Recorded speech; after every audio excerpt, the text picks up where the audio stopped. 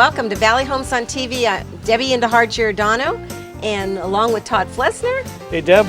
Hey, we're out and about in Milpitas, but be sure to watch us on Channel 26 on Monday, Wednesday, and Friday at 6:30 p.m. and Saturday and Sunday at 9 a.m.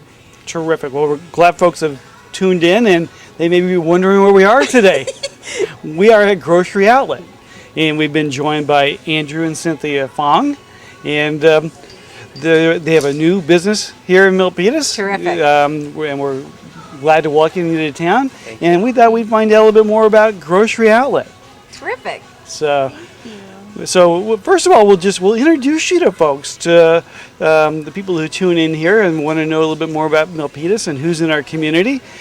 Tell us a bit about yourself and your background, and how you perhaps found your way to Milpitas. Sure. I'll go first if that's Okay, okay. sure. I originally grew up in Daly City, and I graduated from Jefferson High School, and I went to San Jose State, just down the road a little bit. And then when we got married, I relocated out to Modesto. And how we got here to Milpitas is Grocery Outlet has a training program, and so we left our corporate jobs and we went into their training program, and obviously we graduated, and so Grocery Outlet allows you to apply for different stores. And so when we found out that the Milpitas store opened up, we did the research on the community, and we felt that it was a very good fit for us, and so we applied for the store and we got it. Nice. Great. Well, that's a good background for you, Andrew. But Cynthia, how about you? Where did you grow up, and what have you been doing? I grew up in Springville. It's a small town in Tulare County, and eventually relocated to Modesto, and have been in grocery all my life since I was age 16, and then we found the opportunity with the Grocery Outlet. We just jumped at it to get to own our own business. So. Okay. Well, good. So you're a husband and wife team, and so maybe tell us, folks a little bit more about Grocery Outlet and how it operates. It sounds like perhaps it's a franchise sort of operation, or you're owners of your own store here. Maybe, what's unique about the Grocery Outlet model? What's unique about it is Grocery Outlet is partners with independent store operators, and they consign the product to us. They source the product from all over the world, and then we get to order from their warehouses and tailor it to the community that we live in, to the needs of the customers. And so it's a partnership, it's not a franchise. Okay, well, we're currently in the liquor section, so we know you sell liquor. What other products and services do you offer here? Oh, we have grocery, dairy, deli, fresh produce, our wonderful, ever-expanding NOSH department. What's that? It's natural and organic foods, just wonderful product, which is growing rapidly amongst consumers. We offer great low prices on it. Good. We also have health and beauty and general merchandise, and Kind of a one-stop center then, huh? We have meat too. oh, I'm sorry. My favorite dish, meat. Yeah, I like meat. Well, good. So, yeah, we all have got to get out and do our weekly grocery shopping and fill up the refrigerator and that sort of things. But what is it really that makes Grocery Outlet unique or special, maybe compared to some of the other choices that folks may have in town? We offer a great opportunity at saving money for people. We offer deep discounts, up to 60% off regular retail. And basically, we are a treasure hunt for people. We are ever changing our merchandise, and depending on what the buyers procure from Grocery Outlet and what's available in our order guides every week. So it's a lot of fun for customers to come in quite often to see what's new. We encourage people to shop us often, because once we sell through product, we may not get it again. So Okay. it's Andrew, let me ask you, Sure. what kind of challenges do you have here operating a store of this size, nature, or the outlet? Well, it is a big store. And there's a lot of merchandise here, probably about $600,000 worth of merchandise. It's probably a bigger space than what we would really need, but we plan on growing or currently need, and we're planning on growing our sales. So we're gonna, grow into the size of this building. I can't really think of anything Well, so you else. mentioned that that sometimes you'll have product for just a little bit of time, and then it sells out, and then you rotate stock and those sort of things. Can customers come in and request certain items that they might like to see you stock on your shelves? Of course, we welcome that. We have a list at the register where customers can request items that we may not have in, and we look in our order guide, and the next time we order, if we have it, we bring it in. So, how long have you been in Milpitas, and what's been the response here? We've been here since January 31st, and the response has been great. Well, I'm looking at the store. There's lots of people shopping and doing their things, so obviously people know about your place. Yeah, it's been very nice, and even the community as a whole, with when we were getting our licensing, everything, just wonderful people to do business with. nice to hear. So very grateful. Milpitas has been very welcoming to us. We had heard horror stories during our training of different cities and municipalities getting a lot of runaround, and Milpitas has been phenomenal. It was not anything close to anything that we had heard. They're very business centric, and the process went very smooth. It just took us a couple of hours, believe it or not, to do a lot of the things that people said took them a couple of days. Well, let me ask, we talked offline, and you have 3 children, is it? Yes. So you're very, very busy. What do you find that's rewarding, having your own business and operating your own grocery outlet like this? It's wonderful having the ability to have them here with us, because prior to this, they would be home, or someone taking care of them, and now we can have them in the store and can teach them to work. So I understand you and the whole family, you've relocated here to Milpitas, and this now is what you call home, right? It is. That's terrific. Yes. So your kids are in the Milpitas schools and Yes. involved in activities here in town? Yes, they're all 3 signed up for the Little League Baseball. So we're busy. Very busy. This is I tell you what, I'm impressed with the store. It's clean, it's neat, it's well laid out. Your shopping aisles are wide. Is that kind of unique to Grocery Outlet? Is that, that they tell you the corporate office tells you how to plan it out, or is it something you've planned? The corporation, when they set up a store, well, first of all, I'm going to back up a little bit. Grocery Outlet does a lot of research, and they select their locations. Obviously, it's an investment. And then, depending on what size building they get, they will format it differently. Some of the stores, you refer to the store having wide aisles and very spacious and able to display things, that has been afforded to us because it's a large store. The store's 18,000 square feet, but not all the grocery outlets are like that. You get some stores that are in a very, like a downtown area, and it may be only 9,000. And you're still trying to fit the same amount of selection, because selection is key to the consumer, inside the store. And so you can imagine what kind of challenge that might be, where you have half the space. So yes, it's been very nice to have that much space. We talk about your operating hours, 7 days a week, 24 hours a day, or is it? No. Not yet. Not yet. When there's a demand for it, we will definitely What are serve your our hours? community. We're open from 8 until 10 every day. Okay. And let's give your address to the public here.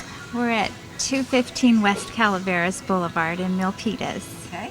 Good. So now, what's the best thing about being in the grocery business? What do you enjoy most? Well, for us, offering our customers such a great value for the product that they're buying. We have name brands, and it's just exciting to see customers save so much money on things that they buy every day. So that's exciting. And offering to the community. We like to give back to the community, and we currently are donating to the Milpitas Food Pantry. Pantry. Okay, good. Terrific. Sorry, Yeah. and that means a lot to us to give back. That's wonderful. I don't think a lot of people know about that. That's neat. So, any other future goals? Expand? You're going to open up some more grocery outlets, or you shaking your head? What do you plan on doing? Well, right now we're just focused on serving this community and growing our sales and growing with the city of Milpitas, because it is growing very quickly. There's a lot of housing developments where we're at, and they're building more. So, we just want to stay involved in the community and grow with the community. That's really our goal. Good. Well, Cynthia, Andrew, welcome to Milpitas. Your family, your business. We're glad to have you be a part of our community, and it's great to see you getting involved as well with more than just the grocery business, but really the community fabric and becoming a part of that. So And we wish you Thank many you. years of success here, you and your family, and thank you very much for coming to Milpitas and for letting us interview you for the show. So. Oh, Thank you. Thank you for It's having an us. honor. Thank you.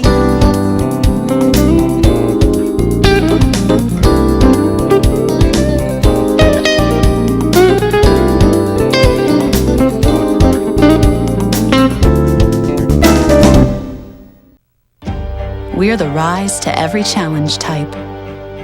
The nothing is impossible type. The type that knows the time will come when we put type 1 behind us. We're the plan for a cure type. The improved life along the way type. The type that will stop at nothing until type 1 becomes type none.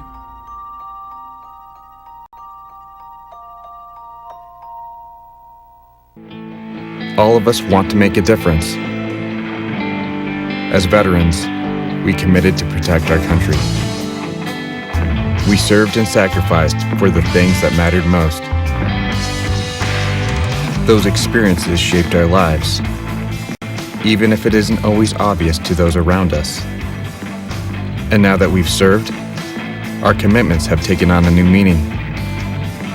We're husbands, wives, parents, friends, and neighbors, but sometimes we still feel alone. We forget that our biggest challenge can be to ask for support when we need it. The Veterans Crisis Line is here for all veterans, service members, and their loved ones. Dial 1-800-273-8255 and press 1. Chat online at veteranscrisisline.net or text 838-255. It matters. Can I go to the sleepover? Lucy, I want you to promise me something. If there's any drinking, I want you to say, "No thanks, not my thing." Mom. I promise you, your real friends won't care. Deal? I promise, Mom. They really do hear you. Did you pack your toothbrush? For tips on how to start the talk, visit underagedrinking.samhsa.gov, a public service message from the Substance Abuse and Mental Health Services Administration. Through the years, trends and styles may come and go, but the important things remain the same. Generation after generation, consistently there, creating moments and memories to last a lifetime. Like a true friend, the national parks have always been there for you, and now you can be there for them. Support the National Park Foundation and help protect America's treasured places.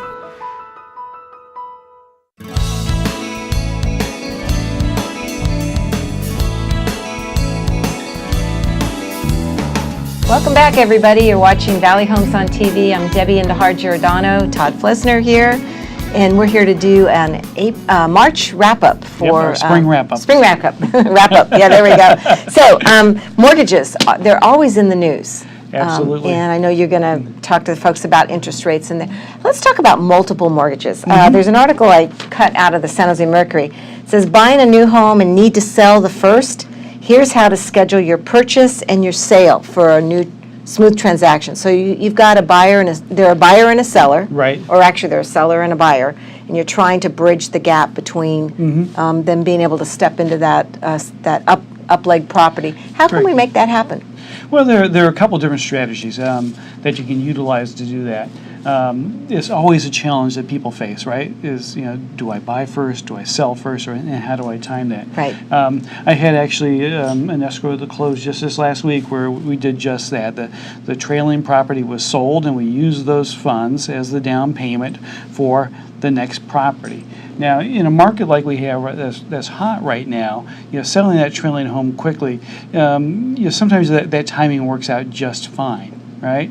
But if things cool off and they're not properties aren't moving as quickly, that makes it a little bit nerve-wracking to place an offer, particularly one that's contingent on the sale of that trailing home. So to do that, you can do a couple things. One is to use what's known as a bridge loan. Okay. Right? And normally, Let's talk about that. A How does bridge that loan, work? well, it does just that. It bridges the gap between that old home and the new home. Typically, in that case, you need to have some equity in the trailing property. So it actually becomes a cash element for the buyer. Exactly. We basically borrow equity that exists in that trailing property to use as the down payment Excellent. for the new property. All right. So Okay. that works when there's a good deal of equity in that trailing property. Okay. If that's not the case, I also have another specialty loan product that's out there that enables folks to get financing on that up-leg property. And we look, again, at the trailing property as a potential source of either rental income or what the potential sale of that might be. Nice.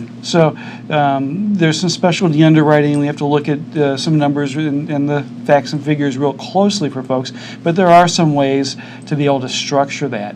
The challenge, for that otherwise is if you hang on to the property and have a mortgage on a trailing property, and have to have a mortgage on the new property, how do you carry two loans at once, all right? So we have some ways to help bridge that gap. Terrific. So that's wonderful. So we talked offline. What's the Fed's been doing, and Well, they met, and where are interest rates? Well, interest rates continue to be historically great. We're in the high threes for a conforming fixed rate loan, and they bounce around a little bit on a daily basis, but right in the high threes to 4% for a jumbo 30-year fixed Nice. rate loan. That's terrific. It's fantastic. So interest rates remained real affordable. And crystal ball? Crystal ball. Well, we had a Fed meeting today. Okay. All right, and the speculation going into today's Fed meeting is what were they going to do about long-term interest or about interest rate policy? Were they going to change or signal a potential change in their interest rate policy?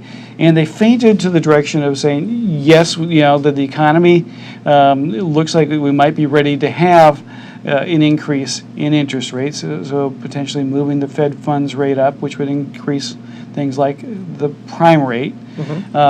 But they also hedged that with saying that the economy is not in full recovery as well. And so, it's basic Fed speak. On one hand, things are looking better, but on the other hand, we're not fully there yet. That's interpreted that the Fed maybe later this summer to perhaps this fall may look to potentially be increasing rates then, but they're going to continue to watch the key numbers around employment numbers, Inflation? and the inflation numbers. Those are the two keys. Okay, all right. Let's talk about the real estate market. Yeah, what's happening especially in Milpitas? locally. Well, in Milpitas, another article in San Jose Mercury said housing picture isn't so rosy as Bay Area economy booms. And what that means is that we're now finding a lot of renters and potential home buyers are actually leaving this area due to a lack of affordability, and they're either renting outside of the area or purchasing. So that's from that article. But I got to tell you, Todd, that's not what I'm seeing in the marketplace. I had an open house this past weekend, had 100+ groups through for an average price property. So there's plenty of buyers. They're out there competing and bombarding each other trying to get properties. So a seller locally here will do well. Okay. Well, good. And so you're seeing a lot of interest in people buying. Likewise, I'm getting a lot of interest in people being pre-approved for purchase of a home. Good. And then the other aspect of the transaction is called the value assessment. Home sales, the appraisal is another huge issue.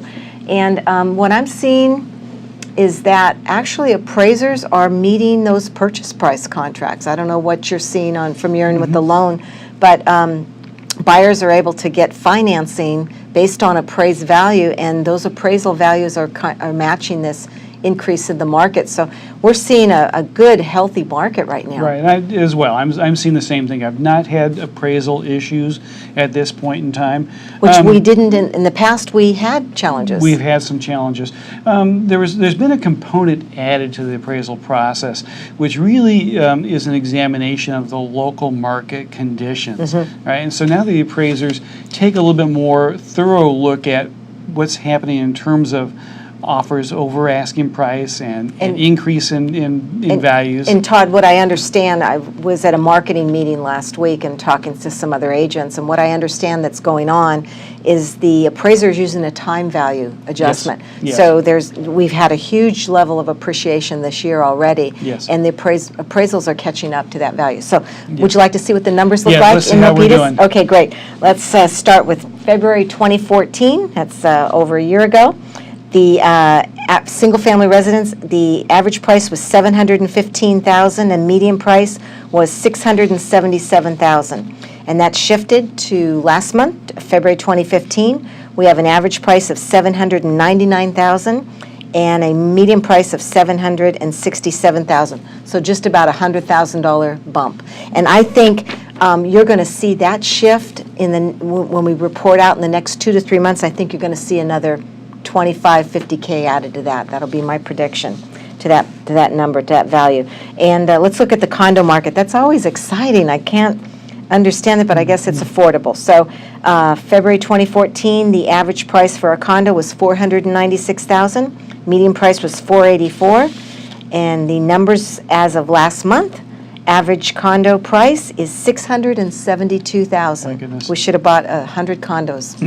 And median price was $633,000. So the appreciation actually in the last year has been much greater in the condo market than it has been in the single-family home and again, market. I keep saying we're going to see that change, that it's going to shift in the single-family home market because we're not building any more of those.